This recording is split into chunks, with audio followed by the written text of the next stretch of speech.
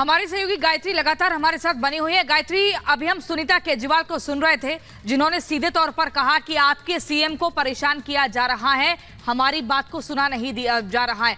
आप जरा पूछिए अखिलेश जी से कि कोर्ट के भीतर जब सुनवाई हो रही थी तो ईडी के ऊपर केजरीवाल ने कहा कि स्मोक क्रिएट करने का प्रयास हो रहा है। ईडी के ऊपर ये गंभीर आरोप। बिल्कुल, देखिए प्रियंका, ईडी के ऊपर कई गंभीर आरोप लगाए जिस पर ईडी की तरफ से आपत्ति भी जताई गई। लेकिन सुनीता केजरीवाल, अखिलेश जी बार बार ये कह रही हैं कि हमें अपनी बात रखने का वक्त नहीं। आज तो बहुत वक्त अरविंद केजरीवाल को खुद कोर्ट ने दिया कि आप अपनी बात रखिए। वकील तो बोले भी नहीं, वो खुद ही रखते रहे अपनी बात। बिल्कुल, वही मैं कह रहा था कि उनके वकील रमेश गुप्ता को ईडी का जवाब देना चाहिए था कि ईडी ने जिस तरह से कहा कि जांच में सहयोग नहीं कर रहे हैं और इनको हमें 7 दिन की कस्टडी चाहिए थी, उसके लिए उनके वकील थे अपोज करने के लिए। लेकिन उस बीच अरविंद केजरीवाल ने सारी बातें कही और अपने फेवर में ये बात कही कि कुल मिलाकर हमारी पार्टी को ख़त्म किया जाना है इनका मकसद, और एक्सटॉर्शन मनी इकट्ठा किया जाना है। मेरे खिलाफ ये सबूत जो दिए गए हैं वो आरोप सही नहीं है। वो लोग अप्रूवर बनने के बाद इस तरह के आरोप दे रहे हैं। ये सारी चीज़ें जो है वो रमेश गुप्ता को कहनी चाहिए थी, लेकिन फिलहाल अरविंद केजरीवाल ने कहा, कोर्ट से इजाज़त लेकर के कहा, वो तो अलग बात है। लेकिन जहाँ तक बात उनकी पत्नी की आप पूछ रहे हैं, उनकी पत्नी वहाँ मौजूद थी। जाते समय उन्होंने भी कहा कि उनको परेशान किया जा रहा है, उनको बहुत ही परेशान किया जा रहा है। जबकि शुरुआत जब अरविंद केजरीवाल ने जज से की तो कही, मैं ईडी वालों को धन्यवाद देना चाहता हूँ, ईडी वाले हमारा बहुत सहयोग कर रहे हैं। लेकिन उनकी पत्नी ने कहा कि उनको बहुत परेशान किया जा रहा है और वो बीमार हैं और इसकी जनता इसका जवाब देगी। इस तरह के बयान उन्होंने दिए। जाहिर सी बात है कि जब एक पॉलिटिशियन अरेस्ट होता है तो कानून के अलावा दूसरी बातें भी सामने आती हैं और वो अपनी दलीलों में पॉलिटिकल दलीलें भी। कल जब सुनीता केजरीवाल की तरफ से कहा गया था एक बहुत बड़ा खुलासा अरविंद केजरीवाल करने वाले हैं, क्या उनकी तरफ से कोई खुलासा किया गया? यही बातें जो कोर्ट में कहा गया, वो कहा गया कि उन्होंने कहा था कि कोर्ट के अंदर अरविंद केजरीवाल एक बड़ा खुलासा करेंगे। उन्होंने कहा कि ये जो सिर्फ अपना पक्ष रखा और आरोप ये लगाया कि जो बॉन्ड लिया गया है उनसे अरविंदो फार्मा द्वारा, शरद रेड्डी की कंपनी द्वारा, वो उनको बिल देने के बाद उनको जब उन्होंने पैसा दिया उसके बाद उनको बिल मिली। यहाँ पर हो रही है और कुल मिलाकर अपने दर्शकों को बता दें, केजरीवाल की रिमांड अभी 4 दिनों के लिए और बढ़ गई है। लेकिन अपने दर्शकों को हम ये बता दें, दिल्ली बीजेपी प्रदेश अध्यक्ष वीरेंद्र सचदेवा ने इस मामले पर क्या कुछ कहा है वो और सुन लीजिए। मुझे सिर्फ एक ही बात लगती है कि शराब नीति में घोटाला हुआ है, चोर पकड़े जा रहे हैं, सच सबके सामने आ रहा है। मैं जांच एजेंसी का और पूरे इस निर्णय का स्वागत करता हूं।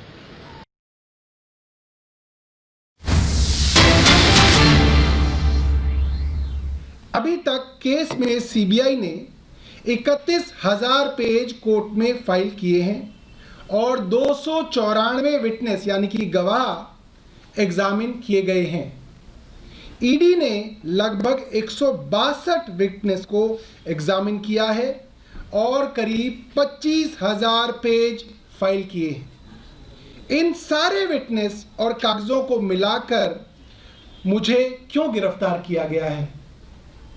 मेरे नाम सीधे सीधे 4 स्टेटमेंट डाले गए हैं, यानी कि लगभग 4 स्टेटमेंट ऐसे हैं जिनमें अरविंद केजरीवाल जी के नाम का जिक्र है और उन्होंने कहा कि मैं ये चारों स्टेटमेंट्स के विषय में आपके सामने बात रखना चाहता हूं।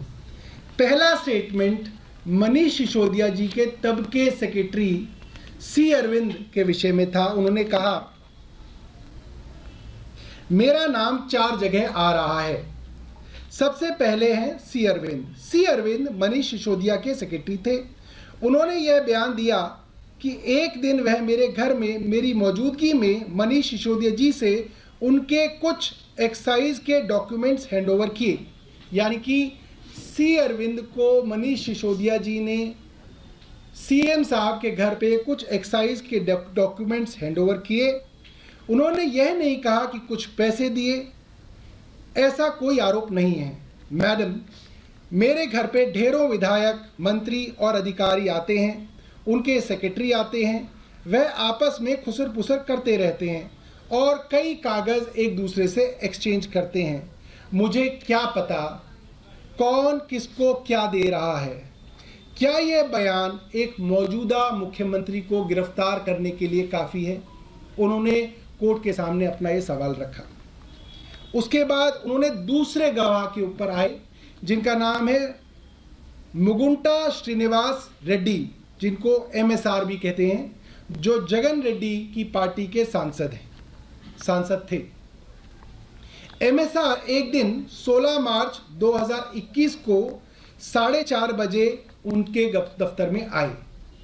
इससे पहले उन्होंने 10 दिन पहले अरविंद केजरीवाल जी को चिट्ठी लिखी कि मैं एक सांसद हूं, मुख्यमंत्री से मिलना चाहता हूं। अरविंद जी कह रहे हैं मेरे ऑफिस में उन्हें 10 दिन बाद मिलने का समय दे दिया गया। वह 4:30 बजे मेरे पास मिलने के लिए आए।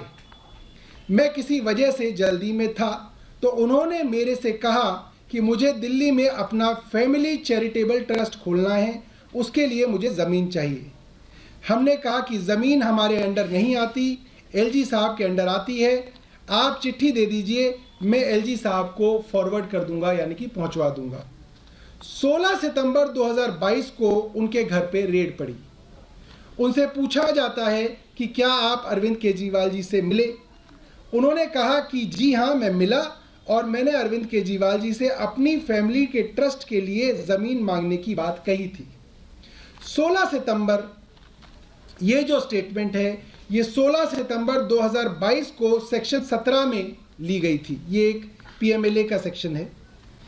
5 महीने बाद यानी कि 10 फरवरी को उनके बेटे को गिरफ्तार कर लिया जाता है। मुगुंटा रेड्डी के बेटे को गिरफ्तार किया जाता है।